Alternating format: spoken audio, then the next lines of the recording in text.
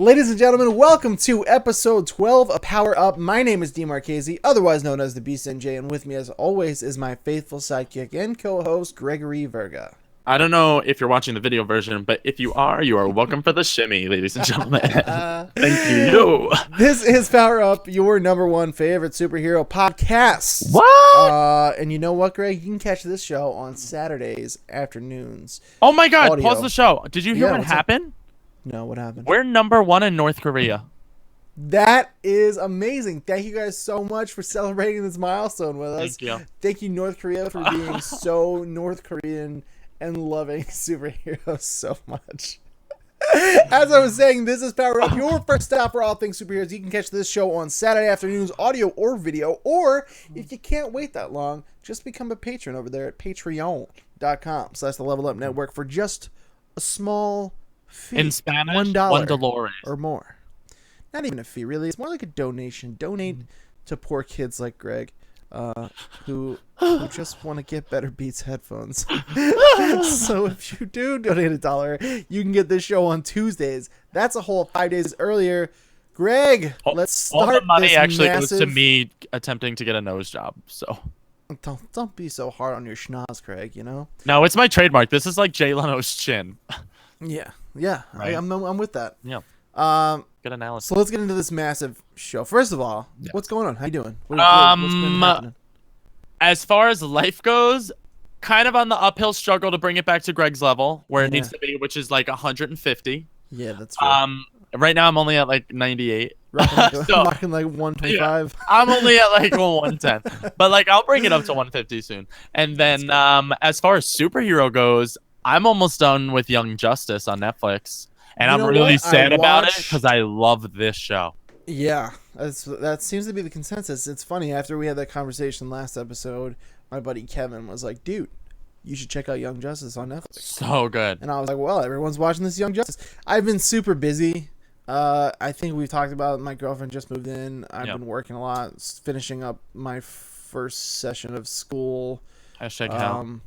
So like, I watched like half of an episode and then I literally fell asleep, so I'm not made any progress. So I found out it's not 2 seasons; it's 1 season of 26 episodes. So it's not 2 seasons of 13, which I lied to everybody last episode and told them that. But same difference. Yeah, same thing, kind of. But the season 1, oh my God, it's so good. Like Batman's in every episode. They just cameoed Barbara Gordon in the episode I just watched. Like it's crazy. I noticed that the voice actor for Batman was the same voice actor who did him in Under the Red Hood. Yep. Which is cool. Yeah. Also played the original captain in Star Trek, the remade Star Trek movie with Chris Pine. Well, that's a fun fact. That part I didn't know. Yeah. I forget his name. I don't know, something Kirkman, maybe? I don't know. Don't forget. Robert Kirkman?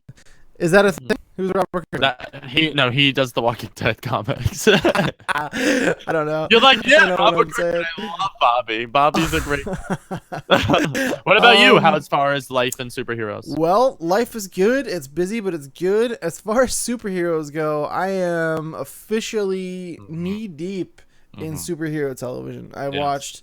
Last week was the premieres of Flash, Gotham, also Arrow. No, Gotham was third the week episode. Before. Yeah, Gotham was third episode. This is the third episode, Gotham. Okay, well I caught up on Gotham, so I got to watch a new episode of Gotham on Monday night, and then I got to watch the Flash premiere on Tuesday night, and then I got to watch the Arrow premiere on Wednesday night. All 3 of which were very, very good. That's exciking. I need to watch the Flash and Arrow. About the Flash, Greg. Yes, I'm so happy that it's back. Yes, Look at him, guys. Look at him. The Flash so much. I just love that show so effing much. Yeah. I was sitting around yesterday waiting. Jem was like making dinner and like I didn't really have anything to do with myself, so I was like, I'm gonna put on Netflix.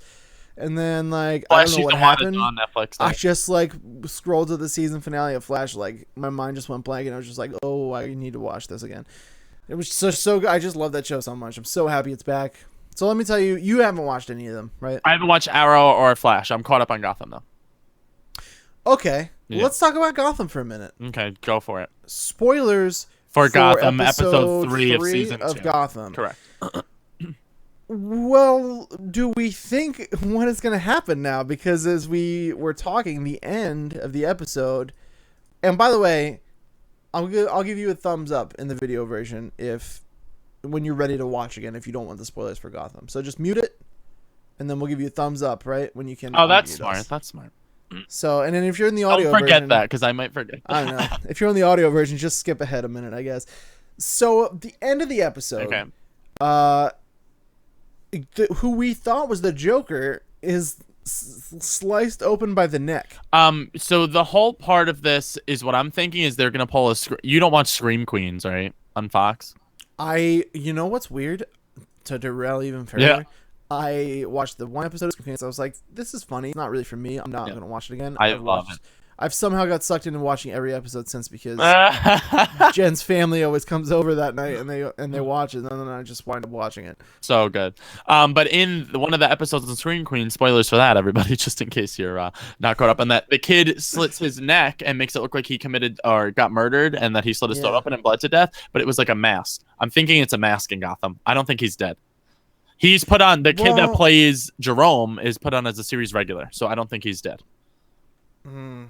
And I'm thinking it has to be fake. Like, this is like the Joker being crazy. He was brought to the corner, though. I know, but I don't know. I think and he was like dead frozen with this crazy, creepy smile on the face. That was cool. I like that part. So what's more interesting to me, though, is what happened after that, which is there's a big, long quote from Jerome's father in the beginning about how he'd be a plague of sickness on the city forever. That would be his legacy. So then at the end, after he dies or not dies potentially, we see all these citizens in the city, like criminals, like, or not even criminals, just regular citizens, start going kind of mental and like just doing horrible things and taking on that crazy Joker laugh. So what did you make of that? Was that was a little bit too much for me. That kind of reminded me of the season 1 episode of the Red Hood gang. Do you remember that episode at all? They had the one guy that they were trying to portray as Red Hood, and then everybody just all of a sudden was buying Red Hoods and like walking around the city with them. I have no idea what to make of it. The thing that makes me sick about that is like, I was kind of liking Jerome as the Joker. Like I loved him. Season 1, like I was not sold on it at all. Me and you were like, really? Like they're bringing the Joker on the show now? Like this is just come on, like why? But season 2 now, like I was totally for him. The first 2 episodes, he crushed it, especially the episode 2 of season 2, where like he's like portraying, like you just saw like the little hints of the Joker, his laugh when he's just killing cops and the thing, like he's maniacally insane, and I totally accepted him and I was liking him for it. But now, and then episode 3 happened, I'm like, wait, what? He's kind of like my favorite part of the show. Yeah, I know. I was disappointed by that. And then as far as the people in the city, what I took away from that, it almost made it look like everyone in the city was like gassed and started like reacting. But like that's not really what I think happened. It's like what I took away from it is that like there's a bit of the Joker in us all that lives inside of like anyone who's just on the edge of being good or bad, who's just unstable. And I think what they're trying to convey, if he is actually dead, is that's kind of how the Joker, maybe that's going to be their take on the Joker. You know what I mean? Maybe that's going to be it. Maybe they're not going to go with that far with the Joker, but there's also the possibility that he might not be dead, like you said. I don't want him to be dead because he was crushing the character. Like his laugh was on point, like his psychosis, like his mental level, like that's crazy. Like that he was. I liked him a lot. I'm really hoping it was a fluke. And especially because they're putting Barbara up to be Harley Quinn, and I like their dynamic even. Like they're both psychopaths, and I loved seeing them on screen together. They were like really good. I'll tell you what I got super excited about is when they're at the banquet, the charity event, and the Joker is posing as the magician. And after all the tricks are over and they start firing on the crowd and everything, and Bruce Wayne's like behind the curtain and he's calling him out. And he's like, the first one to die will be Bruce Wayne. I was like, oh man, this is the first time we're seeing these two like clash. Dude, I wanted that to be a bigger much moment. bigger I was just gonna say the same thing. was. I like that moment, but I feel like that could have been such like they could have previewed that as like the duel, like that we've all been waiting for, and like it would have been like crazy. I ruined it for myself because I built this whole elaborate thing out of my head. I was like, okay, because they showed him behind the curtain, and then they went to commercial, and I was like, dude, this is just a look into my mind real quick. So I was like, dude, what if Bruce has had enough and he's like, I don't care, I'm going out there, and like he walks up to the stage, and then the Joker's like, whatever, blah blah blah, we're gonna kill you and this and that, and then Bruce is like, and then Bruce just like gives him like one clean shot to the face, and then the Joker's just looks at him or something, and then Bruce would say something like get used to that, or like the first of many, or like something like that. That would have been fucking perfect. Oh dude. my god, I would have been so happy. Just with a that. little something, And then I got really excited about that happening. Then it came back to commercials, and then that didn't happen. I was like, oh, well, that sucks. But it was cool. I like it. So I love what you think of during commercial breaks. it's a scary thing. Dean's actually going to write for Gotham now, guys. Just so you know.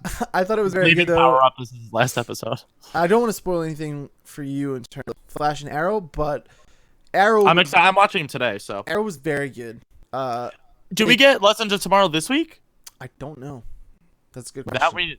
We might get Legends of Tomorrow because now that's been previewing a lot. So I don't know if that's just like people are reviewing that just because it's a thing, or there's if a lot of talk happening. about that at Comic-Con too. I'm not really sure, but we'll find out. I guess. Probably right. But Arrow was very, very good. They go. My girl Felicity on point.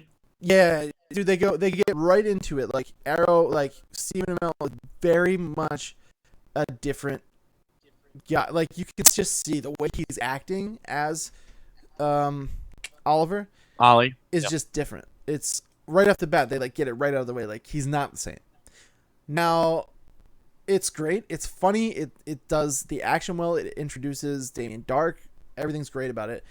I really wish you've watched it because something amazing happens at the end. I'm scared. And I'm really excited to talk about it. So let me know when you do watch it. I'm watching it literally today. Like immediately. I want to talk about that. And the Flash. How was the Speedy holdout? Flash was amazing, dude. Can I give you just one scene from the Flash real quick? Yeah, of course you can, please. They have a Flash Day parade, as we saw in the in the preview photos, and no one's sure if he's gonna show up, and I won't spoil that why for you, but no one's sure if he's gonna show up, and then the guy's like just about to give up. They're trying to give him the key to the city. It's very much like the Spider-Man 3 Spider-Man parade thing. And then the last minute, he just zooms in, and he just looks out at the crowd, and everyone's like, and he just gives this smooth ass wave, and I was like, dude, he's back. The Flash is back. He's such a pimp. I fucking love Grant Gustin. Grant Gustin's the shit. I can't wait till you watch that. I'm excited to talk with you. I'm really excited. I'm before you jump into your favorite segment. I was just gonna say, let's dive into my favorite segment. It's time, ladies and gentlemen, for the rumor roundup. It's the rumor roundup, y'all. I love it. I always do the lasso. I always do the lasso. Is so palpable. I'm waiting on the edge of my seat for the song. It's my favorite thing. I had a dream that Dean and I were in the Wild West, and it was like the movie Bad Boys with Martin Lawrence and Will Smith, but in Western times. And Dean was Martin Lawrence, and I was Will Smith. Really? Yeah. Okay. I don't know why. You'd think it would go the opposite way, but it didn't. I don't really go. And you just named, but I'm on board. Why not? Yeah. Oh, that's true. Oh, thank you. Jumping into our first rumor, director F. Gary Gray is reportedly being eyed to direct Black Panther. This is the director, if you guys don't know, out of the big hit that just happened, Straight Outta Compton, and he was also tied to, or being eyed to direct, Captain America: The Winter Soldier back in the day before the Russo brothers got their hands on it and won the prize. What do we think? I think Straight Outta Compton, crazy motherfucker named Black Panther. No, Straight Outta Wakanda, crazy motherfucker named T'Challa. I think I don't know. I didn't see Straight Outta Compton, but I heard. Did you just say Nutella? No. His name is what's Black Panther's name? It's something crazy South African. Oh, you said his actual name. Yeah, I thought you said licking on Nutella. I'm like, what is fun too? But I thought you were just. Isn't it it's like T'Challa or N'Challa? It's like something with an apostrophe and then it's like ba. It rhymes with Coachella. You nailed it. I feel like that's how I would describe his name. It's hard to pronounce. I don't even know. I've never known how to pronounce T'Challa. I was close. It's Coachella? T with a T. T-Chala. Titschella? T'Challa. Just a T and then Challa. T'Challa. The Goblet of Fire. That's what I took out from that. Anyway, I don't if know. he directed this only because he's dealt with the race, and that's what everyone keeps saying is like going to be the big part about Black Panther is going to be that he's the first Black superhero that we're seeing. He's in the forefront, and he handled a Straight Outta Compton amazingly. That was such a box office sensation that nobody expected or I want to see that. I heard it was very good. Me too. Me too. I'm very stoked to see it, and that was. I'm sorry. Go ahead. No, you go. I think what's boding well for him is that film was supposed to be about like strong African American men, and I think that's what probably drew them to have him take on Black Panther. They want to present this guy. He's royalty. They want to present him as like a respectful, strong man. You know? Yeah, and that's what originally Ava DuVernay was supposed to do. The woman that directed Selma, was it called? Mm-hmm. I'm getting it confused with the video game I just played, Soma, so I'm not sure what the movie was called. Selma, right? I think it's Salma or Selma, something like that. But the Martin Luther King movie, regardless, that came out last year, and they wanted her to take it over just because she represented the race in such a strong, amazing way, like you said. So 100%, I could see him totally taking over that movie. I would like for him to take over the movie. I'm just excited that we're getting a fucking Black Panther movie. Like, that's crazy. The more, I'm not gonna front like I'm like a crazy Black Panther fan or anything, but like the more I see from Civil War of Black Panther, I'm really excited. Yeah, same. And I really enjoyed. I was watching Age of Ultron like over the weekend with Jen, and like I like that setting. I just like being in Wakanda. I thought it was cool. It was so different. Yeah. You know. Yeah, it switches up the scenery. That's like now that I'm playing through the Uncharted collection, throw another video game reference in there for everybody. It's like going back and like playing the first one. It's just all jungles, and then knowing that the second one has like Tibet and like the mountains and the snow. It makes me happy. I'm excited. Me too. So moving on to number 2, Marvel has teased Civil War 2 in the comics for 2016. The thing that's crazy about this is like this is the only thing that we know about it. Comic book stores got cards that said Marvel, that said Roman numeral 2, and then on the back 2016, with a picture of Captain America or Iron Man, punching Captain America. So what else would this be? It's got to be Civil War 2. I am really hoping it's Civil War 2. That would be awesome, and especially because now there's all this hype around the movie. Like, to imagine that we get like another Civil War movie at some point. Yeah. What? Yeah. Spank me and really call me Gregory. Am I right? Or am I right? That's my favorite. Civil War is my favorite like comic book storyline of all time. Personally, that's my personal favorite. No, not of all time. It's a good one. It's one of my favorites, but it's not of all time. No, it's my personal. Oh, your personal favorite. Okay. Yeah. No, I don't think it's the best one of all time. I no delusions about that. I mean, it's standing up against like the Dark Knight Returns and stuff like that. That's what I'm saying. But for me personally, the characters in that story, I find them. It brings in so many great things. Thor Ragnarok. Yeah. That's where that comes into play, and like it just brings in so many cool things. I really love Civil War. So my only worry is that like they don't screw it up because the first event was so huge. Yeah. We never gave a thumbs up, by the way, for people to tune back in. So I was just gonna say, yeah. It just brings in so many huge events. So that's gonna be tricky to pull that off again. But I hope they can do it. Yeah, I would be excited to. I would read it. Yeah, no doubt. I just hope it's not just for the overhype. But I feel like that Marvel doesn't put out anything bad, so regardless, they'll be good. No, even their bad stuff is still like decent. It's still decent. Yeah, exactly. So moving on to number 3, a new Justice League cartoon is set to premiere on Cartoon Network in the fall. Wicca, what? Let me tell you why this news is so good, Greg. Because I just lowered my cable bill by about $100 by canceling almost every channel, and the ones that I do have include Cartoon Network. Yes. Okay, so that's awesome. Number 1. Number 2.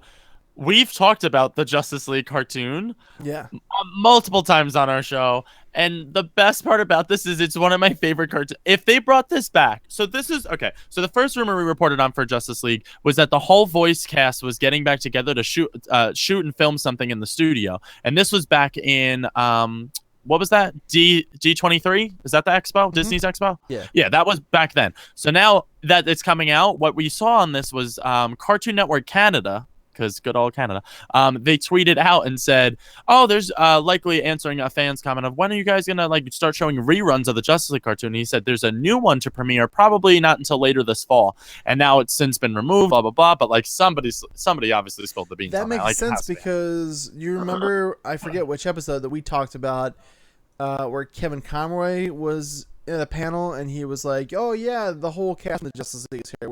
We're working on something." You know what I mean? It's all adding up. That's awesome. It is all adding up. If this comes to fruition, I hope that, for me personally, I would love for them to continue, because Justice League, the original series, was an awesome show. Then they had Justice League Unlimited, which was another 2-season show that continued Justice League, which was also incredible. So if they continue Justice League Unlimited, because there's still so many lingering questions they never got to finish because they got canceled, like, I would be so freaking happy. And then they bring back Young Justice, and then Greg's life is complete. 2 questions for you. Hit me with it. 1, what kind of animation do you think it'll be? Do you think it'll be more like the Green Lantern show, where it's like kind of CGI, Beware the Batman type of stuff? Or do you think it will be like it's obviously not hand-drawn anymore, but that hand-drawn style? I think it'll be more in the vein of hand-drawn, like 2D. Animation. I think it would have to be more that way. Just because okay. It works for, the Avengers cartoon works for that. It still looks great. Yeah, I don't think it looks bad at all. It looks more of like some of the newer stuff too. I don't know if you watch the Avengers Confidential on Netflix, the Black Widow like manga. It's like a Japanese story. Yeah, that was like anime. It was okay, but like that kind of art style kind of freaks me out. And then I feel like that's where like more of the newer stuff are trying to go. And like for some stuff it works. Like I love Naruto, I loved Pokemon. Like that stuff is like Japan. That works for anime. But then, like I don't know. It's Japtastic. That's a word. It is now. Okay. But yeah, I would love to see more in the old vein of the old cartoons. Even Justice League Unlimited from the original Justice League had a switch. I would like to see the show do a cartoon style like Star Wars Rebels, because right now they are the best graphical quality of cartoons I've ever seen. Well, that's what I mean. That's kind of like that Green Lantern, Beware the Batman CGI-ish. Yeah, but they're more new. Like Clone Wars, the jump from Clone Wars to Rebels is drastic. Like you can tell the difference. Like Clone Wars is more like Beware the Batman and Green Lantern. Like Rebels is like on its own level. Like it's phenomenal. I fell off of Clone Wars fast. What? I don't know. There's just not enough time in the day, and I wasn't finding it that interesting. If you're gonna watch anything, watch Young Justice, and I'll redeem you. I will watch that because I watched what I saw the first episode. I was like, yes, I like this. Good. We had Superman and Batman, and Robin was getting real pissed that he wasn't allowed to watch that. I was like, yeah, Robin's the shit. Robin's the shit. Second question before we move on about this: the cast, Greg. How do you feel about Kevin Conroy being? Oh my God! I'm gonna tell you. It's really going to make or break this idea for me if Kevin Conroy's not because there. he was. He was in the first two, Justice League and Justice League Unlimited. So if they didn't carry it over, it depends. Forever. It depends. If it's a continuation of the old series or if it's even a reboot of the old series, if they're trying to keep that storyline intact in any way, shape, or form, it needs to be Conroy. The only reason I would be okay with them switching the voice of Batman is if this was like trying to do its own thing. But like in this series alone, we had like Jon Stewart hooking up with Hawkgirl. Like we had a whole bunch of love couples. We had Batman and Wonder Woman. Like that was how they got shipped originally. Bruce and Diana went to all the events, and like they finally found out each other's secret identities in this show. Like so much happened love wise that like if they were going to continue, they'd have to. Don't think it's okay for Kevin Conroy not to. Well, he's always Batman. He needs to be Batman. He should always be Batman. If they don't get Kevin Conroy, you know what? I didn't at first, but the guy who does them in the more recent run of the animated movies, like Assault on Arkham and stuff. Assault on Arkham was actually Kevin Conroy. And not Assault on Arkham. What's the one that I'm thinking of that just came out? Batman vs. Robin. Batman. Yeah. Son of Batman. The one who's been doing that one, Justice League War and all that. Yeah. I forget his name, but he actually grew on me. I like him. Or get old Roger Craig Smith, who did the voice for him he would be good. Arkham He would be Origins. good. Yeah. Also the voice of Sonic the Hedgehog and Ezio Auditore from Assassin's Creed. Chris Redfield from Resident Evil. No doubt. Yeah, retweet. I would be okay with I'd be very okay with him. We gotta speed. Yeah. Let's speed through these last 3 rumors because we have so much effing news. Hit me with it. Number 4, Justice League Dark movie to shoot next year with Scott Rudin and Guillermo del Toro producing. Good pronunciation on that. Didn't know about it? Yeah. Justice League Dark movie, they want to associate this with the Justice League. Once they establish that, they're going to run these simultaneously if this rumor is true. And Guillermo del Toro was originally supposed to direct this. It's supposed to be more in the vein of like horror, and it's supposed to be like a lot more gritty issues and a lot darker.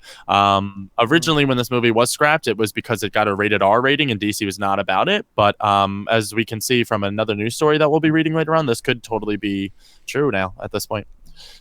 I think they're getting a little ahead of themselves. Retweet. With this. Retweet. I feel like you put out Dawn of Justice. Let's hope that goes well.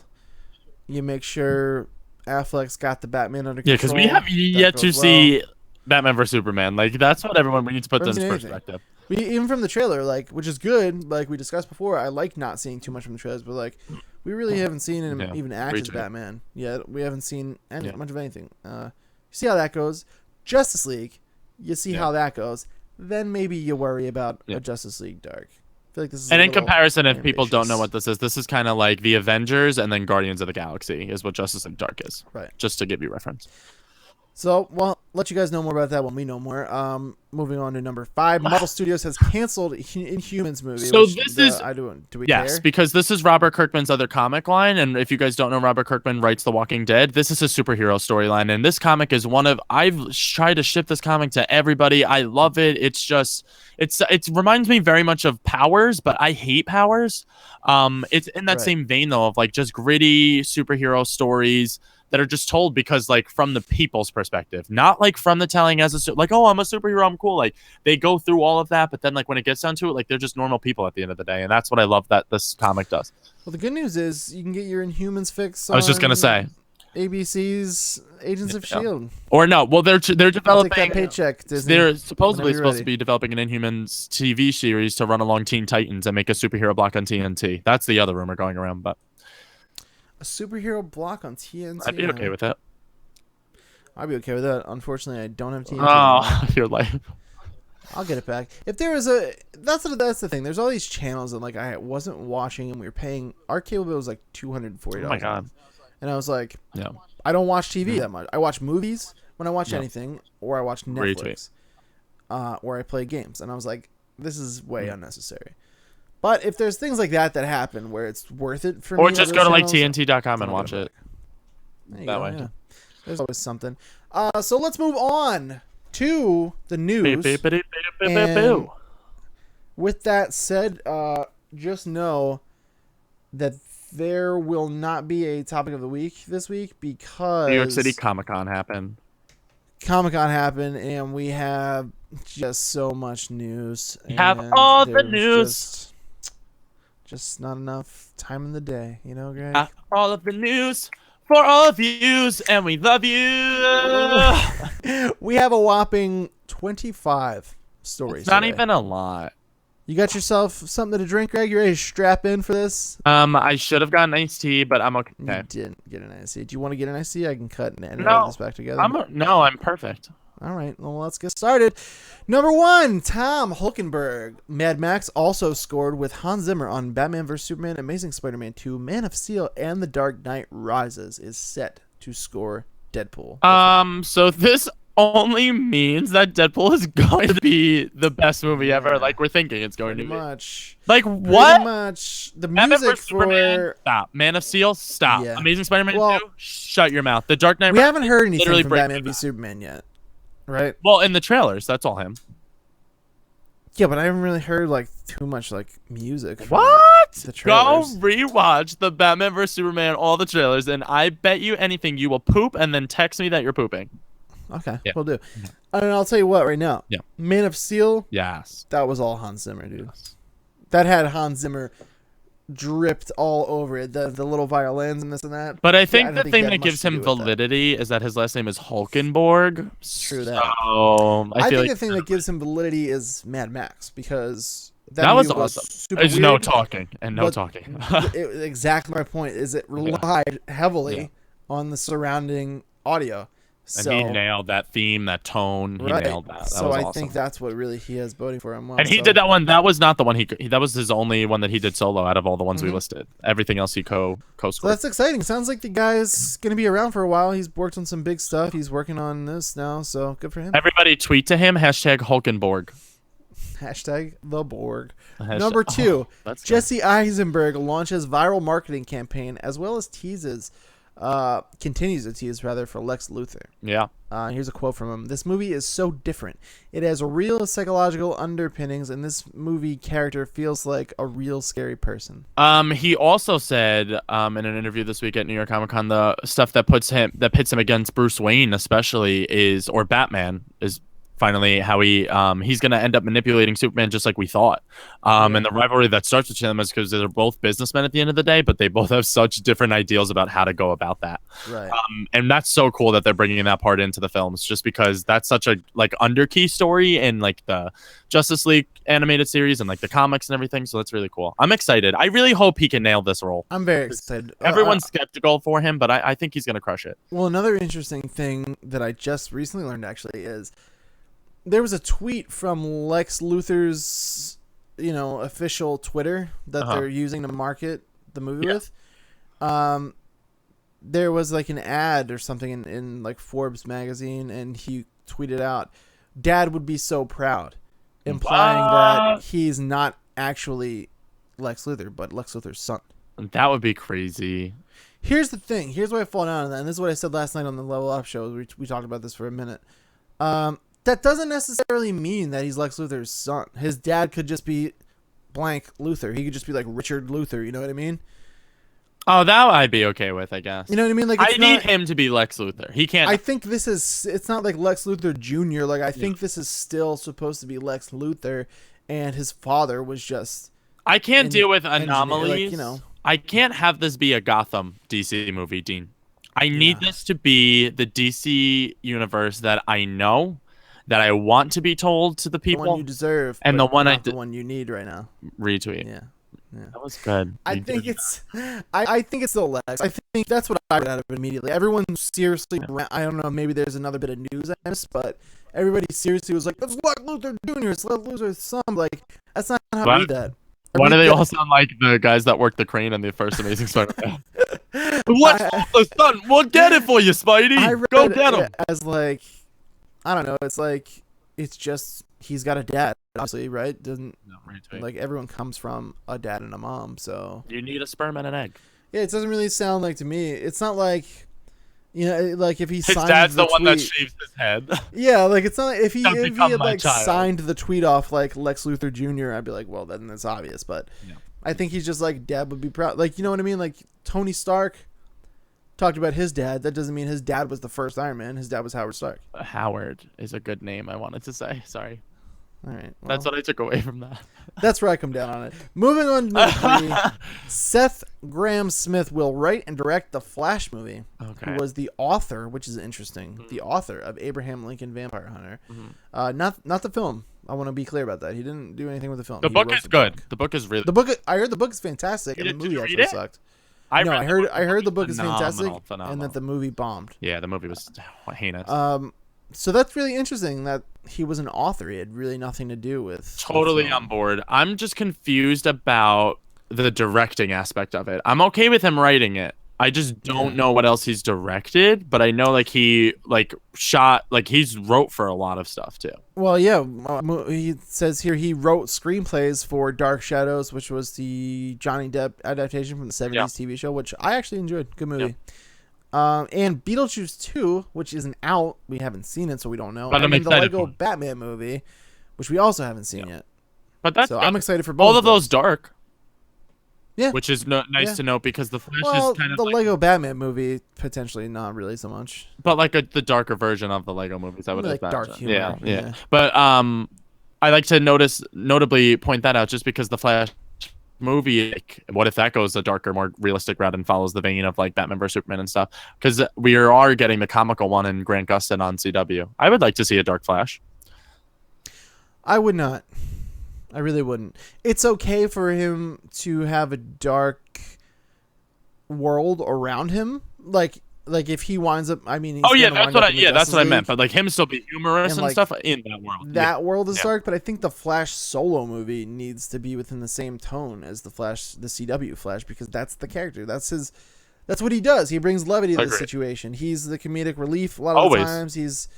And he's also got a great heart. So like I don't want to see him be like brooding like Batman. He does have a great heart. That's bullshit. I like that.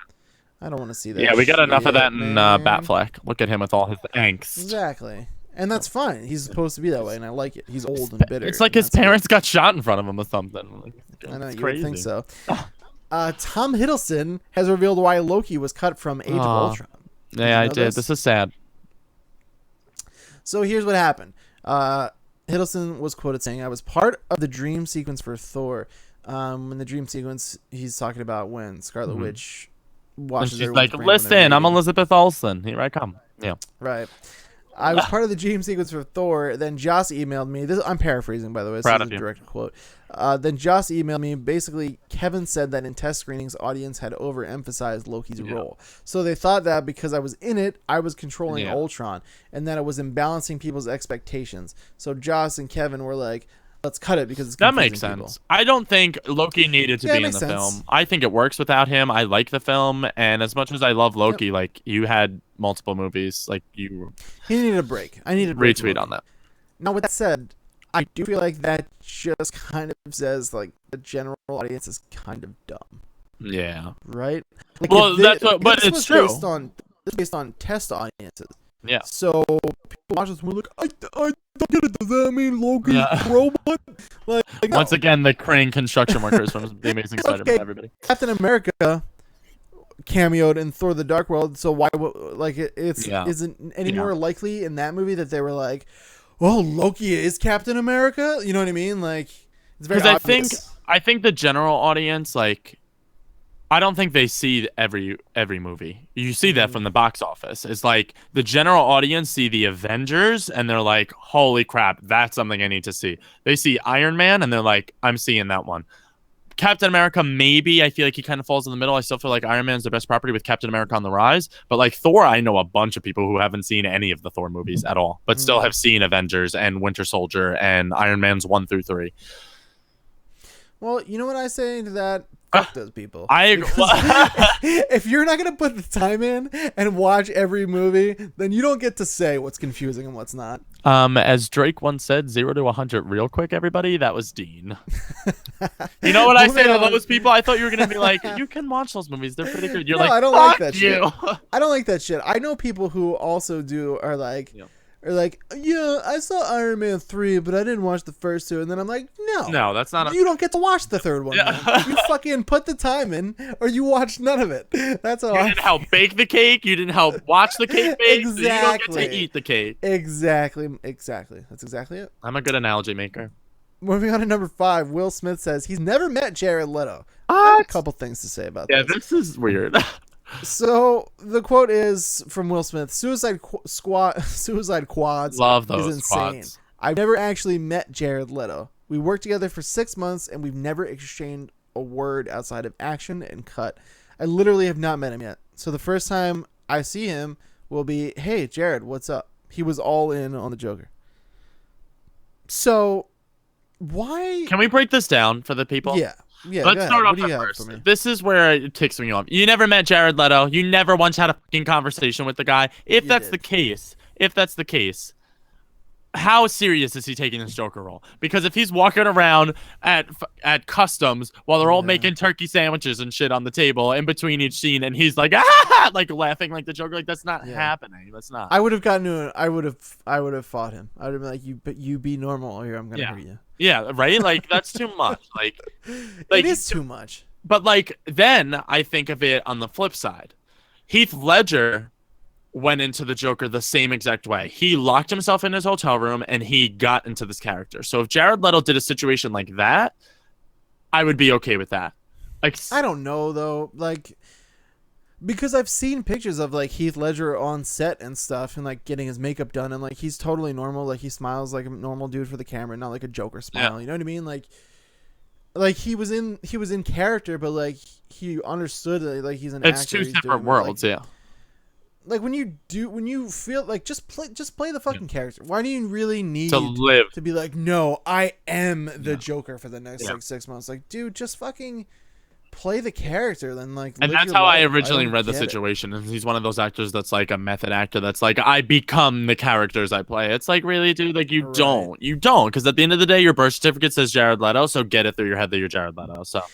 Yeah, I don't mean to diminish the quality of what he does. I think me too. I love, especially in Dallas Buyers Club. He blew phenomenal in that movie. And Mr. Nobody on Netflix, if anybody's seen that, phenomenal movie. Love him in that. I just think it's like it's a little over the top. Yeah, the weirdness. I totally agree with you. I don't want him to go over the top because it's a superhero movie. Like your artwork is great. Bring that amount of your effort and your quality of work to this role of the Joker, but don't tell me that you now are in the Joker. Like, he was you're like not. sending rats and stuff to his other cast members. Did you read that story? Like Yeah, sending yeah, like like, dead rats and shit. yeah. Like, I love working with you guys. Here's a dead rat. I'm like, what? Alright. I know he's weird though.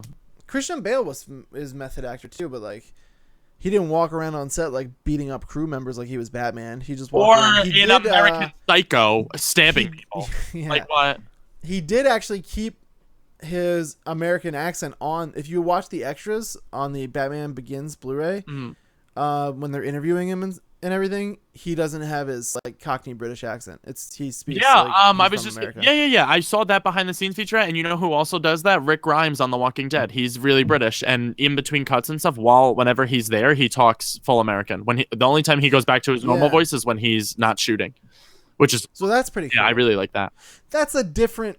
That's a different I was just version say, of method that's acting. not what you know, that's like you don't want to keep switching back and forth because then when you're doing takes, you might like your voice might like accidentally go back to how you normally sound. So that makes sense. But otherwise, he's just a Cockney Brit.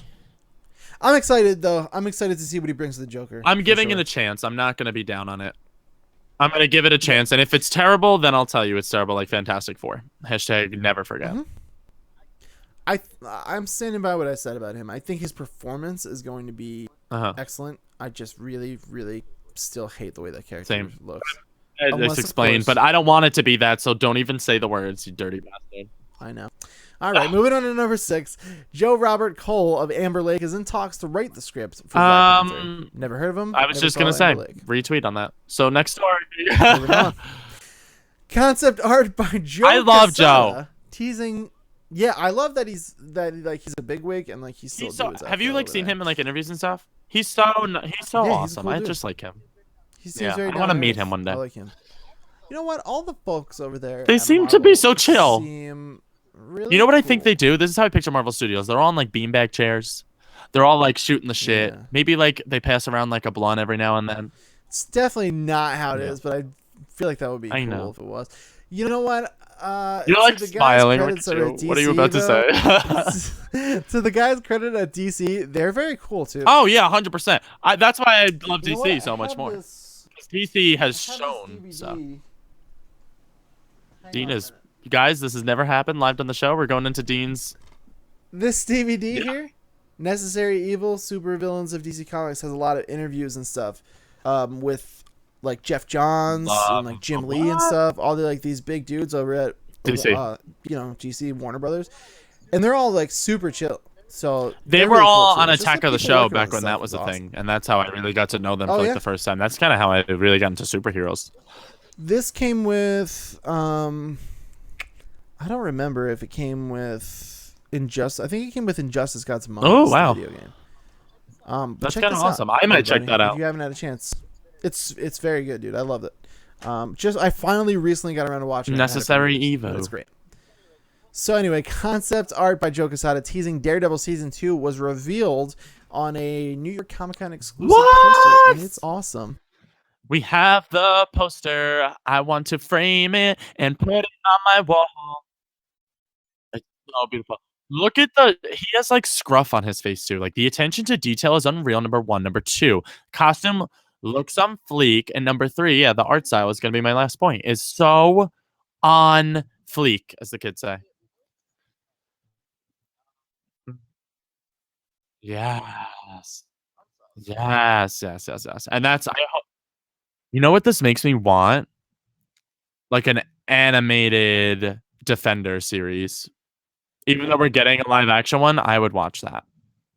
Because I feel like they could be more gritty with a animated one, kind of like in the vein of like, especially because I just watched Son of Batman and Batman vs. Robin with you. Like those movies are brutal. Like, holy shit, those movies are scary. That's what DC always prevailed in the animated realm, is like they don't take chances. Like they just don't give a they don't care. Oh no, me too. I'm totally stoked for live action, but that's what I'm saying. Like Marvel excels in live action and DC excels in animated. And I just like a big one though. Like you need a big one. Yeah, like a big. I know, but look at it. We rank them. We should. Oh, we should do that on a soon episode. We need to rank them. Yeah. Yeah. Yeah. Yeah. Yeah. Yeah. Yeah. And DC's Legends of Tomorrow. We're stoked for Daredevil season 2. I kind of picture me in the costume.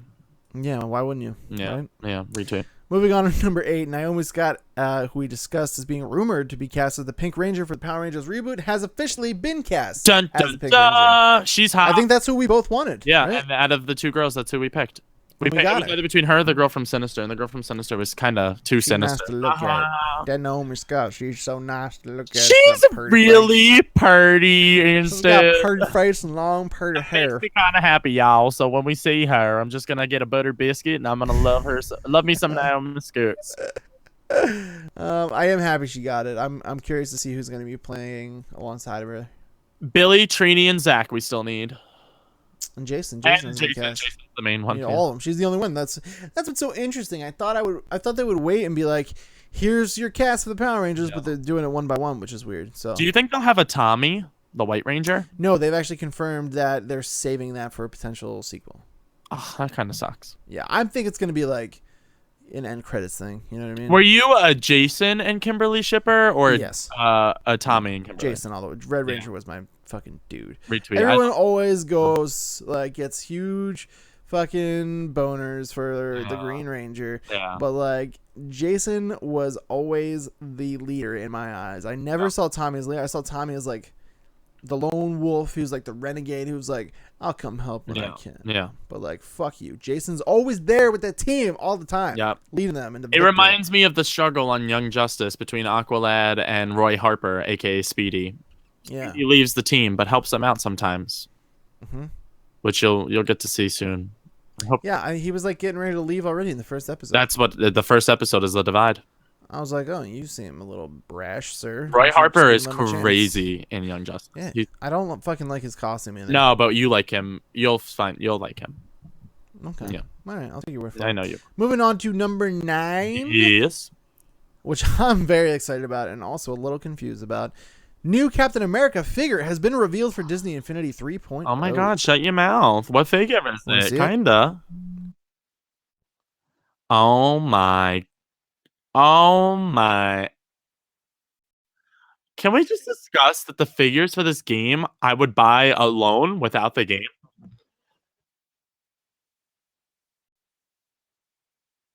Oh, how is Princess Leia? Does she have the buns?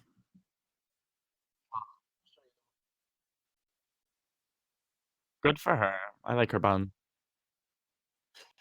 Yeah. Mhm. Is it? But it's not this. It's not the new suit, is it? No. Yeah, yeah, yeah. And he has the mask on, right, on the first one? Yeah, so this is Steve Rogers.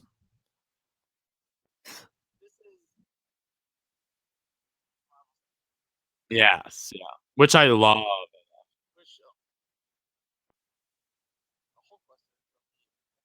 Mm.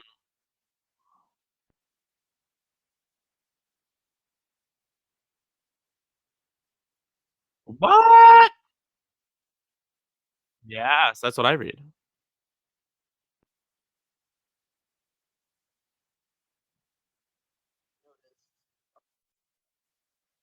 That's weird. Oh, okay. That'd be weird. That doesn't make sense. Yeah. Without the figures, like, who's gonna wanna do that? Because isn't all your isn't it all attached to the figures, though, in that game? Like, isn't that how that works? Okay. Okay. Okay.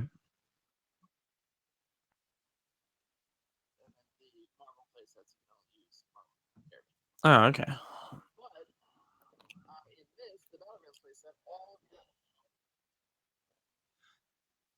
What? That's awesome. I like that.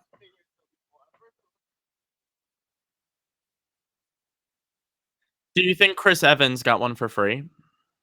I would hope so. I mean, yeah, I'm sure all he has to do is probably ask, and then they're like, "Yeah, dude, you're the." I hope he doesn't have to ask. I hope they just kind of send him stuff because he's awesome. So the Hulkbuster figure is an Ultron. They're available individually as on November 3rd. That's so weird. So I wonder if there's going to be a second figure. I was just going to say, along, so what do you think? Yeah, that's what I was going to say. And that's going to be the playset, you know, the new Cap and somebody else. Like, and they release like a whole pack of them. Because there's usually, what they usually do is the playset piece and then 2 characters is the playset, and that's... Oh, it's not 3? No. The starter pack was 3. For Disney Infinity 2.0. The playsets, as they come out individually, are usually 2 characters and then a playset piece. And it's usually like $30, I think. Oh, that's not terrible though. That's not too bad, but you know what's interesting? Now I can't seem to find Ultron. Oh no! Still November 3rd. So yeah, there's got to be a second one. Maybe Ant-Man. Who knows? Or the Wasp. Maybe Segway. The Wasp. But quick break. Here's Princess Leia. Oh, she's badass. Yeah, I like look the at her. how it's like the Imperial. I was just gonna say the Imperial. Yeah. That's cool. She's really cool. Luke, he's pretty dope. Oh, he's awesome. Good for you, He's Luke. cool because he's the first one to have. He's got his pistol and the lightsaber. You can switch off between weapons. Oh. And then of course, he's so good. I'm sorry, but like that needs to be like mounted in a glass case somewhere. Yeah, he's awesome, dude. I'm excited about this though. I can't wait to grab. I'm definitely. After I saw what the figure was, I was like, "Yeah, I'm gonna get that." That's Retweet. fucking awesome. Retweet. So I might buy it when I never owned Disney Infinity. So great. Well, now's the time, dude. 4-player co-op. Hello. I think of it like the old X-Men brawler game, and that makes me happy. Yeah, that's what I was thinking of too. I think it's gonna be like that, very much so. Moving on, Hasbro Studios presidents have plotted out their films. Ready? Transformers movies for the next 10 years. Sorry. The thing that makes me sick about this is like, I thought, first of all, what was the last Transformers movie that even happened? Because I didn't even watch it. That was the Mark Wahlberg one with that random blonde girl. Exactly. I forget what it was called. Like, what was that? You can't make Transformers movies anymore. Just get over it. It lived, it died, let it be, as the Beatles once said. Here's the thing, dude. They make so much money overseas with these movies. I don't know what it is, but like overseas, they think that this is like the greatest thing to ever happen, and they because North Korea doesn't see giant robots. I see them every day in New York. Like I'm just over. Very, very true. That movie was so bad, dude. I went and saw it with my buddy Eric, and it was like we were discussing afterwards, and I was like, that movie just played out as if a 4-year-old opened his toy box and like dumped his toys out all over the floor and like told the story. Yep. He was like, and there will be giant dinosaurs, and then a big magnet will suck them up, and then the big robots will come and shoot them down. I like your little kid accent. What is this, dude? It was so It sounded bad. like the son of one of the construction workers from the movie The Crane and the Amazing Spider-Man. It was bad. I hated it. I hate this news story. I wish they would stop and just either give Transformers a break and let somebody else take it over, or just go stick with animated. I'm down do like with an that. animated TV show again. That would be cool. Hasbro, get your life together. Agreed. Indeed. Moving on. Marvel Studios have announced Phase 3 Dun, news. dun, dun! And it's exciting stuff, Greg. Are you ready this for is this? all very exciting stuff. This is one of my favorite Me stories too. of the day. Me I'll tell too. you right now. Ant-Man and the Wasp announced July 6th, 2018. Evangeline Lilly as the Wasp. Woo! Evangeline Lilly gets to be a part of the first Marvel film, or the first superhero that film. centers featuring a female. The female. Are we so excited for her? Now, here's the thing. I read that and I was like, well, that's not really true because Elektra, as bad as it was, happened. Catwoman happened. Let's say it's the first one that counts. Are we counting Elektra and Catwoman? First of all, take Catwoman out because that's not. No, a thing. I'm saying Ant-Man and the Wasp is the first one that counts. Oh yeah, as the female. But I wouldn't even count Elektra or Catwoman because of what are those movies, especially Catwoman. The only one I could maybe give you a little bit of leniency on is Elektra, just because Jennifer Garner is beautiful. But I mean, they did happen, so I mean, they're out there. We'll say that they were released but they didn't happen. Okay. You know what I mean? Does that make That's sense? true. No. Okay. Yeah, cool. I get Okay, it. cool. I'm with you.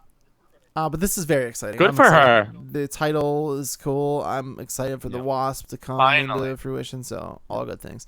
Next up, Black Panther's original release date, which is now February 16th, 2018, which is good.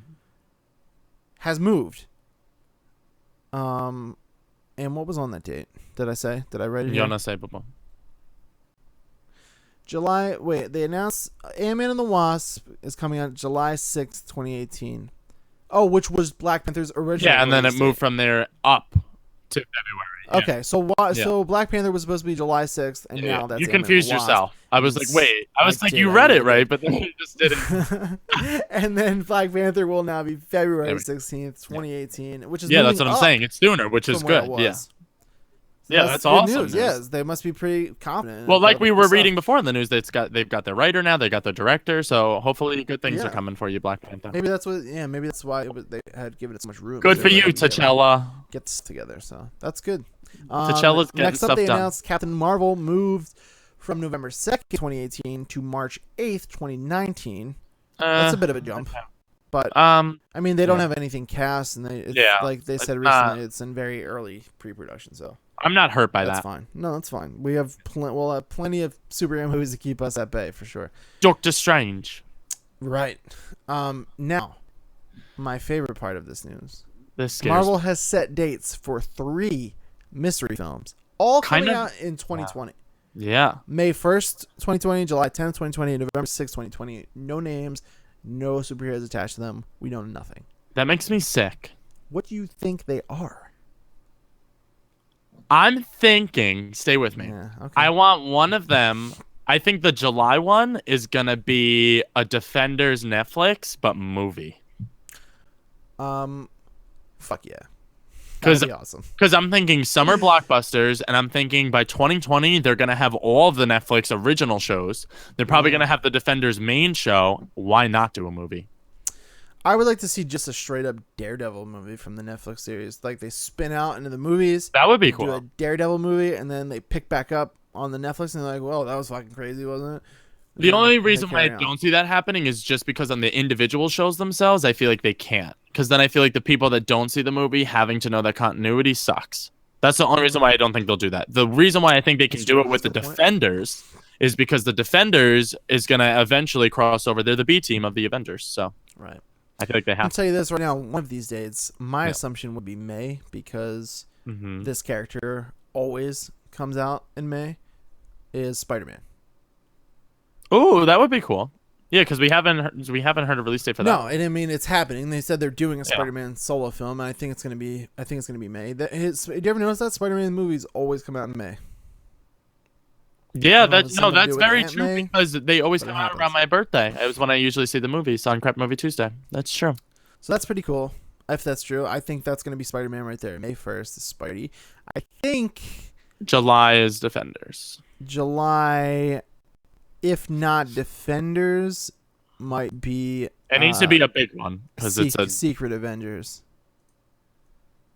You know what I mean? Like they get Spider-Man out there, finally in a solo film, and then July they're like, they're gonna need Avengers first of all, because this is after the events of Infinity War. Yeah. People are gonna die. Yeah. I want to just rip that Band-Aid right off of your sensitive nipples right now. Okay. Sensitive nipples, ladies and gentlemen. There's no way. You told me you would never tell the fan. There's no way Infinity War begins and ends in a 2-part series without at least Half, if not 75% at of them least dying. 2 of them. I'm gonna say. No. No, I don't think they're not gonna kill half. Yes, Get out they of here. are. No, they're not. They're killing But they're gonna kill some of them. They're I gonna think- kill at least 2, and I think they're gonna be big ones. I'm thinking at the end of part 1, somebody on the side dies. I'm thinking Black Widow. I'm thinking somebody that we love, but we don't really love. And then I'm thinking at the end of part 2, I'm thinking they take out like one of the heavy hitters. I'm thinking Captain America, but now I'm kind of skeptical on that only because Chris Evans is like, yo, I want to keep being Captain America, and I don't understand why they wouldn't let him do that. I think it's gonna be Iron Man. So I'm thinking, yeah, it's going to be Tony Stark. That's what I was going to say. You ever want to see a grown man cry? Oh my god, if RDJ, RDJ, if he falls in front of my eyes, I'll commit in the movie. I'm going to be so sad, but I get it, and I understand why it needs to happen. He can't do it forever. He can't do it forever. And it's a cool arc. It's a great ending. He went from being a huge selfish dick to becoming like this totally other Baby person. Jesus. He became a hero. He became a philanthropist. He became like Baby something Jesus. totally different. Say the words. He's had like so many different up and downs, and then like that would be like full circle. He dies doing something like crazy heroic. Being true to himself finally. Yeah, like I would get it, but I will fucking hate it. I'll cry. So I'm letting you know right now. I'll cry in the movie theater. And then November 6th, I don't know, dude. I don't know. Maybe I don't know. I really don't know what any of these will be. But the only one I'm really confident on is Spider-Man being in May. Okay. That's all I got for you. Yeah, I'm not confident on anything. Okay, good to know. Moving on to number 12, The Incredibles 2 is set to release June 21st, 2019. Okay, so the thing that's getting me with all of these movie release dates is, they're all a long, long time away, so they make me kind of sad. Yeah, that one's really particularly bums me out because it's super fun. And they moved it up. Like, it was originally supposed to come out in 2021. Right. Like, that's crazy. But at least we know now, right? Yeah, I guess. Something. I guess. Some kind of consolation. Always looking on the bright side. Yeah, you gotta try. Gotta try to keep from crying, you know? Think once of that. Moving on to number 13, X-Men Apocalypse synopsis has been revealed. Let's blast through this one real quick.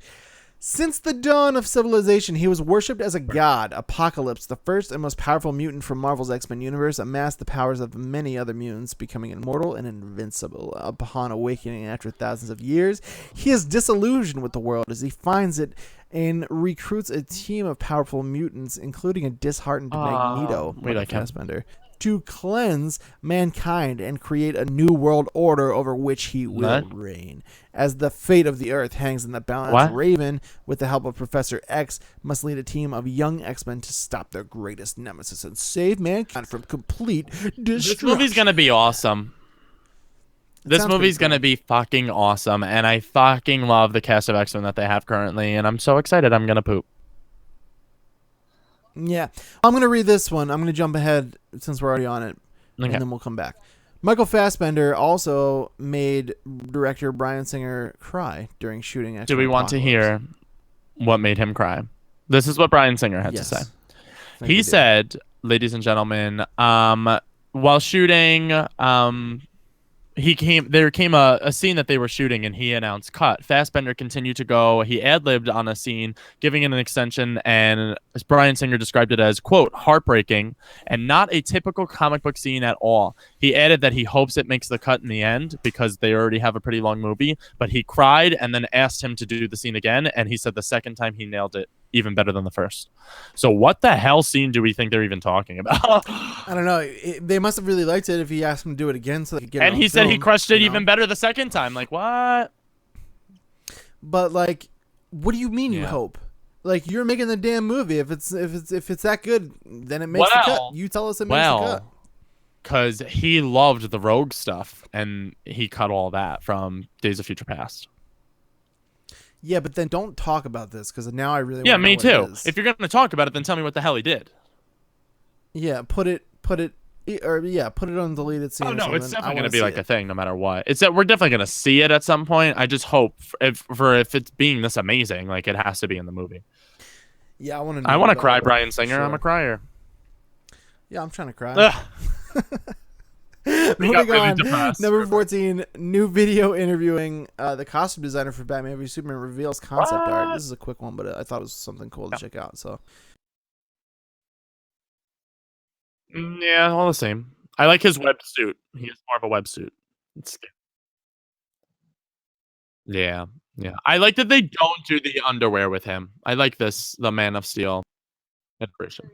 Yeah, it looks less like American superhero. I like the part where he flies and destroys the huge machine at the end. Spoilers for Man of Steel. Yeah. I love her. I know. Yes! I love it so much. Okay, so this is what I take away from it is like she's hiding, right? And then her first appearance, she just like rips off the shawl and she's like, "Motherfuckers, I'm Wonder Woman," and then she beats. I want her to go toe to toe with Superman. She doesn't have to be a sassy black woman about it, but I want a girl, especially as awesome as Wonder Woman, if she's gonna get her own solo movie and stuff, she needs to be put out there as like a strong role model for women and retweet. Except Superman comes through full circle, but I want her to like pin him up against something and be like, listen, like you need to cut the shit. You know what I mean? I'm talking like I want her to literally put him down. I want to see Superman. I want to see Superman be the one on his back on the ground, like looking up at her, like, oh shit, because it's always opposite. He's always the one on top. Like, are we finished? Yeah. And like, I want Wonder Woman to put him down and be like, put him in his place. Yeah. This is what we're doing. Yeah. You listen to me.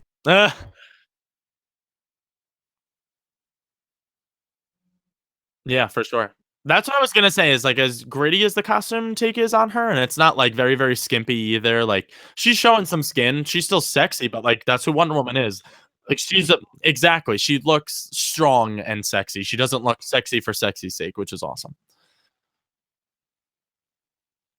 Uh, oh my god, just literally give me this movie already. I need this movie in my life.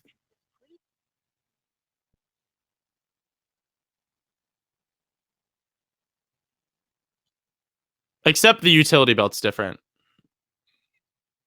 Yeah. The utility belt is not yellow. It's like the black. They like match the camo rather than like the cliche yellow. But I think it went off. I think it went off without a hitch. And I think he has more abs on the costume itself. He only has the 4 plates there. I think he has all 6 on the actual one. Yeah. I think.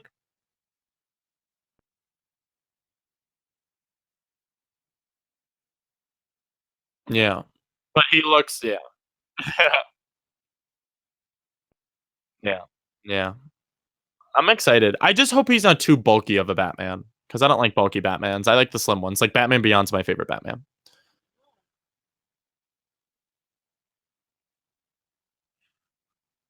No, I know, I know that, but I'm just saying, like, I hope, like, they even made him more bulky than the concept art, and like even the inspirational, like the comics that they're taking the story from. So I just hope he's not like I just hope in the movies he's not like a sluggish. Like, he's old.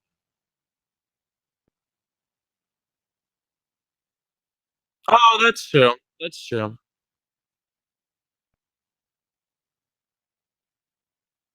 Yeah, yeah, In this yeah, film. yeah. So like that's his thing. He's just a man. He's got to rely on his brute strength, and like I'm trying to feel those punches. Batman's the poop. Yeah, no doubt about that. I Moving love him. on to number 15, my second favorite story of the day. The new Doo-doo, Lego poop, poop, Avengers poop. trailer has launched, and it is so good that Yeah. it makes me want to punch myself in the face, Greg. It was awesome. Yeah. I can't Yep. wait for this game. It was revealed phenomenal. also that the game is going to cover Avengers, Yep. Age of Ultron, Captain America the Winter Soldier, Thor the Dark World, and Iron Man 3. That was cool because when this was first announced, I was like, don't get me wrong, I'm happy to get another Lego game, and I'm especially happy to get another Lego Marvel game. But I was like, really? They're just gonna do Lego Avengers? Like that's only 2 movies. That's Yeah. not a lot of content. And typically, the Lego games are like a good 35 hours long. So I was like, I don't know how that's gonna work. I'm just picturing like the Legos in the elevator scene in Winter Soldier, and it's making me happy, kind of. God, dude, that would be so awesome. But I'm excited now. It's covering almost all of Phase 2 with the exception of Guardians and Ant-Man, Yeah. which But could be DLC. I was just gonna Who say, knows? I feel like Ant-Man especially would be definitely be DLC. Yeah. Also, my last note on this one is it is the first Lego game on PlayStation Vita to feature the full open world. Props to the PlayStation Vita for handling a game because it can It's handle cool games. that they're getting some support. Yeah, it's like what? the Lego. If you're not familiar with Lego games, they have usually an open world format, and on the Vita and the handheld versions, they usually just break them up into levels that you just load those individual levels. But this is gonna have the full open world, so that's The pretty Vita cool. is the poop diggity, and I'm happy that they're finally recognizing that and just not porting the fucking DS version over to it. Yeah, I love my Vita. Hashtag no doubt. Vita. Moving on to number 16, Disney XD renews Marvel's Guardians of the Galaxy animated series. Did you watch the premiere episode? I watched the premiere yet. episode, and I'm not a fan. I'm not a fan of this. I'm not gonna lie, it doesn't look like something I'm gonna watch. It's very much skewed towards children. It's very much in the vein of the movie. It continues that story, which is why I kind of watched as long as I did. But it's just not for me, not my show. Right. But good for them. Yeah. Season 2. I feel you. Go you guys. Yeah, that's cool. They must have a following. The kids must like it. I'm gonna check out the premiere just to see it for myself. But it's not gonna be something I watch regularly. I watched some of the teasers and stuff, and I was like, all right, I get it. But it does it. Moving on to something. This is my second favorite news story of the day. Batman. This is up there. Batman: The Killing Joke could be rated R. Let me tell you something. I read that when I was writing this in, and I was like, did they just confirm that they're making a Killing Joke movie? And then I was like, oh, the animated movie. Yeah. That's right. I forgot. Like, I was like, oh, what the fuck is this? A live action? Could you imagine if they did live? I don't think they could ever get away with live action. Oh my god, dude, that would be another. But regardless, the animated one's. This is pretty exciting still. It could be rated R, which would make this the first ever rated R. If it happens, would be the first ever rated R animated. The fact that they're even giving it the green light at all, like, or even contemplating giving it the green light, like. If they're gonna do it, DC's gonna do it the right way, and in order to do this the right way, it needs to be rated R. Yeah, it was the producer James Tucker at Comic-Con who did say that DC has given them permission to do so. So the rating won't be decided for a long time, and that doesn't necessarily guarantee that it will be rated R. It's just that DC has told them if they want to go that far, they have the blessing. And like Dean said too, this isn't live action, so put that into your heads too. Animation can get away with a lot more things, like decapitations and swords through the chest and stuff like that, more than live action can. So here's my final thought on this: is if they are going to do this and rate it R, make the best use of it. Go all out. Just do it. Don't pull your punches. Go for it. That's what I agree with. But it depends on how they want to tell the story. If they can tell the story, then they don't need to make it rated R, and it's still a legitimate story. Yeah, that's fine too. That's totally fine. But if they're gonna use the R rating, go for it. Retweet on that. Number 18, Elizabeth Olsen is happy to be portraying a character that isn't sectioned to a specific team, and she will be a wild card in the upcoming Civil War movie. That's awesome. This is the thing that I take away from this is like we don't know what that me and you speculated on what the hell she's going to be doing in Civil War, but the fact that I can't trust anything Elizabeth Olsen says because like what the hell does she know about anything? She wants the big one. Yeah.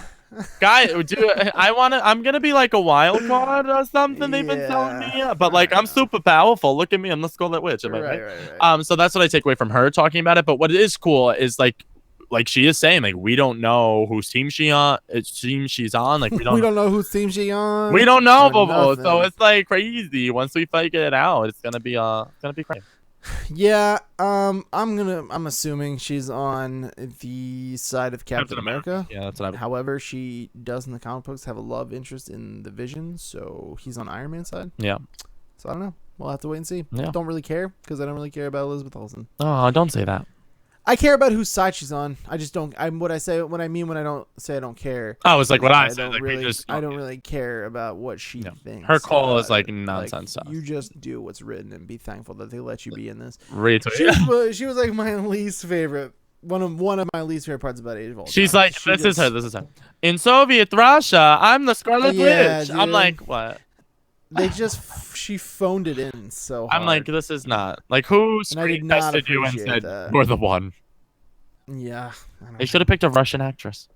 Weird thing. Yeah, they should have picked a Russian. That's what makes me mad. But whatever. Weird thing I noticed is that for some reason, from at the end of Age of Ultron, when she is like when she finally we see her time, she's like 300 times prettier than she was the entire time. Yeah, why is that? Like, what happens? Is Captain America's like, listen, you can be on the team, but you gotta wash your hair and clean the black shit out of your eyes. Well, I guess because they were living in Russia, and like Russia's like fucked. Yeah, she's like all dolled up. She looks like a totally different. Yeah, girl. No, for sure. She looks beautiful, and in her normal pictures, like she's a beautiful, beautiful girl. Like she's I like her. I like her face, but I noticed that too. That was the first thing I said when they showed her at the end of the movie. I'm like, the fuck happened to you? I was so confused. It's so weird, right? It's very, because it's off-putting. You're like, wait, I just saw you for 2 hours and now you can look like that? Like, I'm just confused about it. Right. But that's that. Don't make her dirty for dirty's sake. Number 19, Carrie Ann Moss will be playing Hogarth as the attorney for Heroes for Hire in Jessica Jones and has a special connection to the Iron Are we Fist. so excited? Okay, so for those of you that aren't relating the name, Carrie Ann Moss played Trinity in the Matrix trilogy. We love her. She's badass, can do action scenes. Her character's name is Hogarth, who in the comics is originally played by a guy. And originally he's the attorney for Jessica Jones or not Jessica Jones, excuse me, for Luke Cage. And then when Luke Cage and oh my God, I'm blanking on. Oh, Matt Murdock. There we go. Daredevil's actual name. When they make the Heroes for Hire, what she does is she starts up this company to become the attorney for superheroes, kind of like in the vein of what Claire was supposed to be as night nurse. She's like the nurse for all the superheroes. So they have like their own version of the attorney. And in this version of it, she's not only being played by a female, the character, but then her special connection, she starts off in Jessica Jones and then is the attorney for Iron Fist's dad. And this was rumored for forever, and then they finally confirmed it. So that's awesome. I'm kind of excited. Very interesting. Yeah. I love Carrie Ann Moss. She's phenomenal. I love Iron Fist, actually. He's awesome. I mean, yeah, but I mean like the actress that we're discussing currently. I don't really give two shits about her. Did you ever see Memento? No. She was phenomenal in that. You need to watch that movie. The last thing I saw of hers was The Matrix, and I was like, okay. What? You have seen any of her new stuff? She's so good. No. I like her a lot. All right. I'm excited about you, Carrie Ann Moss. When we have you on the show, like I said, I'll be doing the interview. We need to make a list of those people of who I'm interviewing because you just hate so many people. You're like, I'm over it. It's not that I hate them. It's just that I don't care what everyone's doing. You know what I mean? Like Carrie Ann Moss, really? What do I care? What are you doing? What do you do? What have you done for me lately? Her middle name's Anne. That's cool, I guess. Moving on to number 20. Marvel has teased Elektra and Punisher for season 2 of Daredevil. Okay, and I'm going to kind of read through this footage a little bit here. In a montage that was shown, we see Daredevil in full costume. He's going down a grimy stairway. Elektra puts on a veil-type mask over her lower face, and bullet shells begin being picked up off the floor of a crime scene. We see Karen looking at an X-ray type image of a stylized skull, and then Frank Castle, aka the Punisher, who they haven't shown him at all. They don't show him. Right. Walks down in what appears to be a hospital corridor, holding a gun. In a voiceover, he just says one word: beg. Wow. Yeah, I heard it was like super dark and gritty sounding. Freaking out. So that's the preview that hopefully we'll be able to see soon enough when they release it to the public. But oh my God. And then in the Q&A, everyone just talked about how awesome the show is. And I know it's going to be awesome because how can it not be? It's fucking Daredevil. Yeah, dude, I'm so excited for the Punisher to come into play. It sounds like he's nailed it. John Bernthal's the shitballs too. He played such a dark character in Shane on The Walking Dead, so I just know he's going to be perfect for the show. I know I'm going to like him more than I did Thomas Jane, and that's saying something because I love Thomas Jane. Yeah, I think it's going to be really, very, very good. Very I'm true. actually going to start watching. I haven't seen a single episode of The Walking Dead. I'm actually planning on starting today. You make me physically ill, but I'm happy that you're choosing the right life and the right path. You can't. I don't have time to watch everything. You know. It's okay. You'll make doesn't time. Exist. It's okay. But I'm getting there now. Look at you, you beautiful bastard. So I'm I think we're both pretty excited about that. Very excited. Moving on into some more Netflix series news. Jessica Jones premieres at NYCC and proves it may be the most mature. No, it is the most mature Marvel Cinematic Universe project to date. Which is perfect because I was talking to Dean before we wrote the story down, and I was like, listen, like I thought Daredevil was like some gritty ass dark shit. Like Jessica Jones is even more dark than that. Like that's crazy. And like if you guys haven't seen, they also released the 2 latest teasers of one being the Purple Man, who's being played by David Tennant, hashtag the 10th Doctor, never forget. And they also showed one of her Jessica Jones getting to work by using her superpowers. So go check those out. They're little short teases. They've released now 4 total.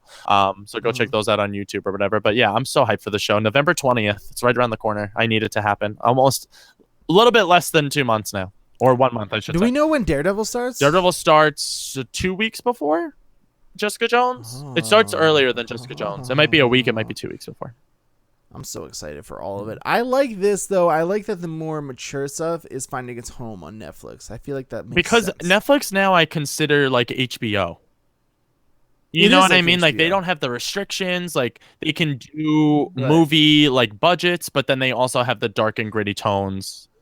It lives Yeah. off. All TV is like Yeah. over here, and then Netflix is off in its own world. And it's like, hey, you want to check out some real shit? You I come over here. consider like We'll show you what's up. AMC, HBO, and Netflix to be like the top tier of television. They're pretty good. Sometimes Yeah, it's crazy Showtime. how far TV has Sometimes come. Showtime.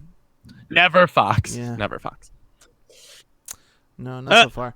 CW. But it's exciting, dude. I'm very excited about this. I like that the more mature stuff lives on Netflix, like I was saying. Then like you get the more all around like action type of things in the movies. The big over the top action stuff like Avengers and all that stuff. It fits for the movies. And then these smaller, like it makes sense because these characters are more like they're from like the streets of New York. You know, Yeah. they're from like the part where like shit gets like street They're in level the project, real, not like alien invasion type real, but like there's like murderers. There's and like guys and stuff raping. like that. Yeah, it's like dark. Exactly. So it makes sense. I like it. I like that this is what's happening. Agreed. In our And lives. the acting that they're getting for all these roles, Kristen Ritter, David Tennant, Charlie the talent Cox, is Rosario unreal. Dawson. Like, come on now, dude. You can't beat it. I know. So moving on to number 22, another really exciting one. Bryan Cranston wants to play the role of Mr. Sinister on Fox's X-Men cinematic Which is series. phenomenal. The quote here that I have for him. It intrigues me to be able to play a character that hasn't been on film before, so you can create it from the beginning. Bryan Cranston is menacing as shit, as we've seen on Breaking Bad. Spoilers for that show. But he's also kind of lighthearted, so I feel like he would fill the role of Mr. Sinister. And if you guys don't know who Mr. Sinister is, he was introduced in the X-Men universe a while back, and he has telepathic powers. He can project energy, shapeshift, regenerate, and be in real pain. Like be a pain in the ass to anybody, like who he just doesn't care. That's why they call him Mr. Sinister. Like he's just The first thing he said was, he was like, well, he was going to play Lex Luthor, and then that didn't pan out. WB decided to go with a different. just because route. they needed a younger person. I feel like. I like that he was like, fine, Yeah, I'll go with Marvel. yeah, right. And like he was pretty much like his original quote was like, I really want my next like villainous role to be a really like nasty Marvel He wants villain. something and messed I feel up. like just the fact that he said that pretty much guarantees that he's going to get a role. The thing that gets me about him is like he's such a cool actor, and then he switched tonally from so many different things. If you remember, he was Malcolm in the Middle originally. Then he went to Breaking Bad. Now he's on Super Mansion, which is the superhero spoof show done by the creators of Robot Chicken. So now it's time for him to do another dark role, I think. He's a lot of other stuff in between. Yeah, he used to be on Seinfeld. He played a really funny role. He had a recurring role in Friends. He was everywhere, dude. For a bit. Yeah, he's awesome. He was all over the place. How I Met Your Mother. He played Robin's crazy boss. Yeah, he's got just crazy like duality to him. How that said, I feel like Mr. Sinister would be kind of a waste on him. I agree too, but you use him for some. I want to see him be like someone more. That's why I was like vying to for see him as Lex like, Luthor in the beginning, because he would have been perfect for that role. Yeah, he would have been amazing, dude. And I really want to see him. I mean, if he's gonna be with Marvel, great. I'm about that. But like, All about that base. I want to see him be around for a while if he's gonna do that. You know, Retweet. That's where I'm personally. I just like Bryan this. Cranston, so I hope you get something in the superhero realm, because I'd like to see you there, sir. He will. Trust me. The fact that he put that out there, it's gonna happen. That's true. Marvel is always listening, and there's no way they didn't hear that. And we're like, what? We could get Bryan Cranston? Let's get him. That's true. That's You true. know what I mean? Yeah, he's a powerhouse now. And then finally, our last story What? is Mark Hamill will be returning to The Flash for season 2 as the Trickster. Yes! Basically, he's returning to the Flash as the Joker, but they just have to call him the Trickster. He nails his character. I love Mark Hamill. Talk about duality of an actor. Like, holy shit, dude. He's going from the superhero, almost superhero, Luke in Star Wars to playing every menacing, most terrifying human being that I've ever come to know in my life.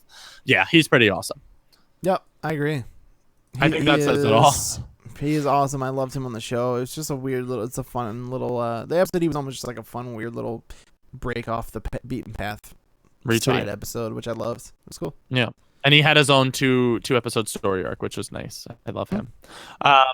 Skipping topic of the week, like Dean said at the beginning of the show, we won't be doing a topic of the week this week just because we have all that New York Comic-Con news that we had to do. We have over an hour of show already. We're at an hour and 23 minutes.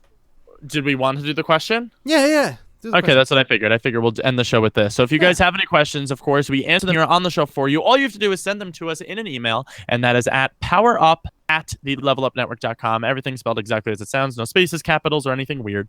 Titled question, just like Rick Warren, everybody. You might know him as GFN2112 in the chatter sphere, on the YouTube comments, on the Twitter sphere. And he says, first off, really love the double dose of Power Up this week, guys. The wait was killing me. Oh, thank you, Rick. Thank you for watching. I think that's how Rick sounds. He says, this question is pretty simple, but it is probably going to hurt Dean to answer. So, Dean, be ready to get hurt. If you could only have one of these games, would you rather have Gotham by Gaslight or a Spider-Man game developed? This is the cherry on top of the sundae. Both games being developed by Sucker Punch, but they can only make one. Spider-Man. That's what I agree with, too. That's how I have to pay. It's got to be Spider-Man, right? The thing that gets me is that we've already seen a good Batman game, and we've already had a decent Spider-Man game, but we haven't had one on the level of Arkham. We've already seen a trilogy of good Batman games. Arguably a quadruple, because I thought Arkham Origins was good I too. consider Arkham Origins in there. But the thing that gets me about Spider-Man is like, yeah, Spider-Man 2 is one of my favorite games. The Amazing Spider-Man games weren't bad, 1 and 2. I enjoyed both of those. The thing that gets me about Sucker Punch doing it, though, is I feel like they could crush a Peter Parker story, especially because they're very good at writing female characters.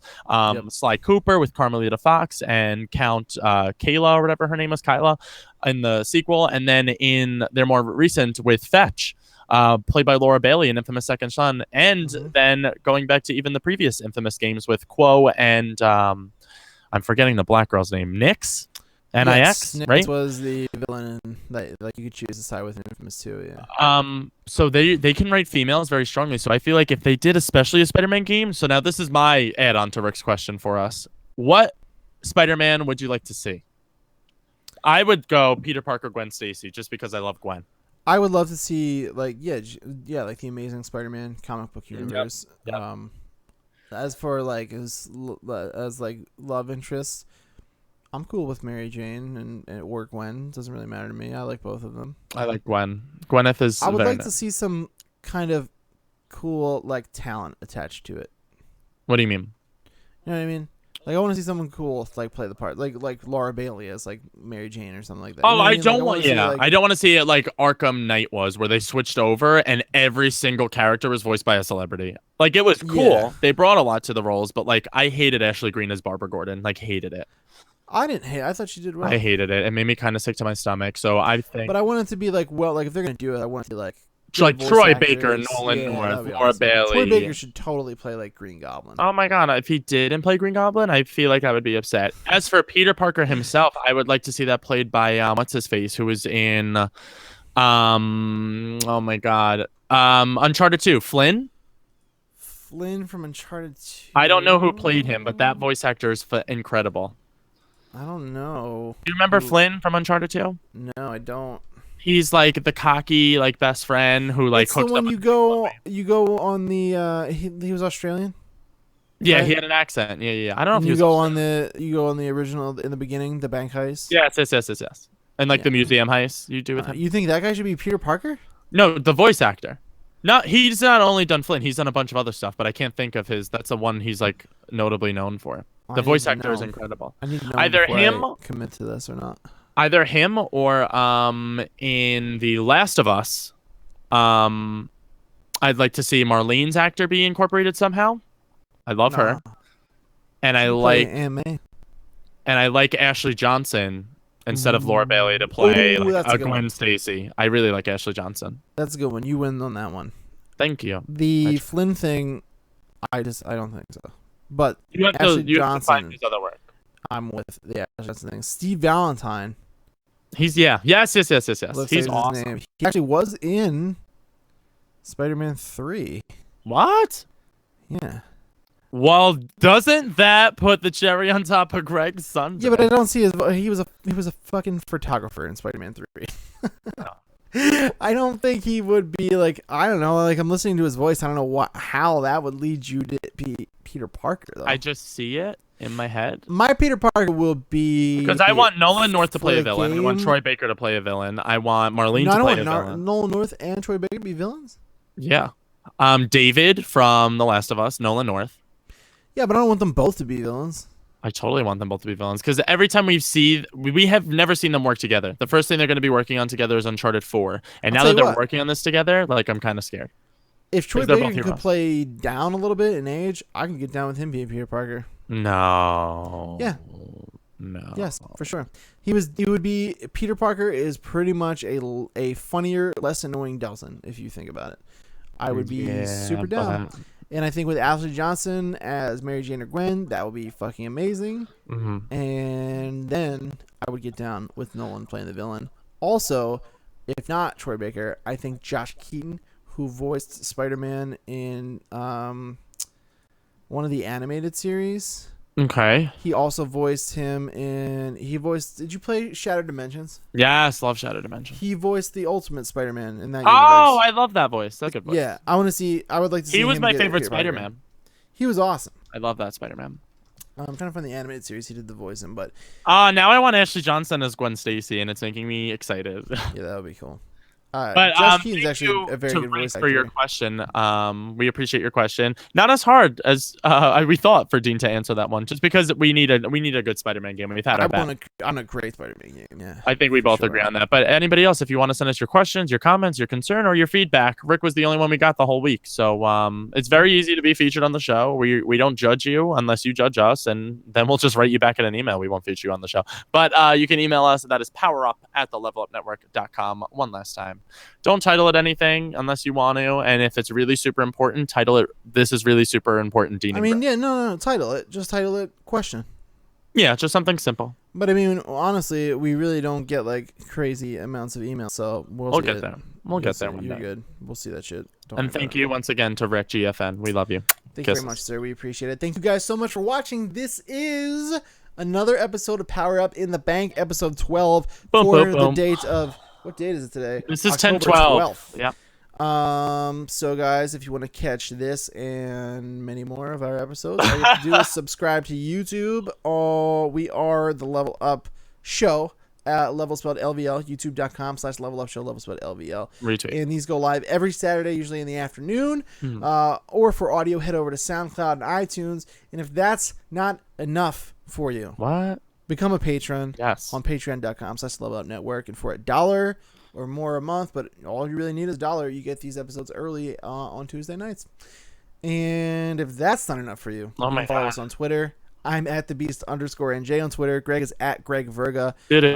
Thank you so much. Thank you, Greg. I love your face. I love all you guys. Oh, I love your face. Your face makes me happy. Your eyebrows are always on fleek. I don't know how, because you don't pluck them or do anything with them, and it kind of makes me sick because I have to work on them. I get a lot of questions about my eyebrow maintenance, and there is none. And on episode like 50 of Power Up, we're going to have like a deep, dark secrets moment, and you're going to tell me what you do to your eyebrows. Literally wake up. I woke up, I made a cup of coffee, and I walked in this room and started recording. Yeah, I think that's all a lie. But we love you all. Always remember to power up. And just in case you can power up, just do what Batman would do, which is always the right answer. Yeah, power up.